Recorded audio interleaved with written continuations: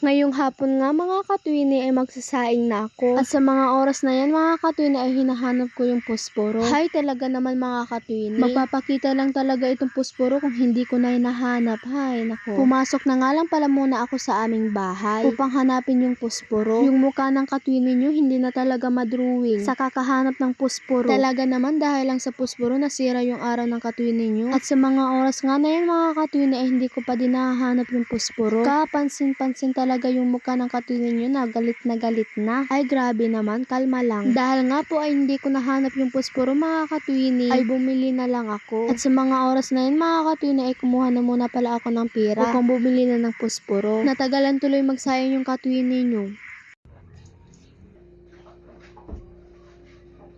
At sa mga oras na yan mga katwini ay nagsaing na ako. Hinugasan ko na nga po muna dito yung pipino. Dahil nga po ay ilalagay ko ito sa ref. Masarap talaga yung pipino kapag malamig. Pagkatapos ko nga pala itong hinugasan yung pipino mga katwini, ay sa mga oras na yan ay magluluto na ng aming ulam. Latoy nga pala yung aming ulam ngayong gabi mga katwini. Paborito ko talaga yung latoy lalo na kapag inaadobo.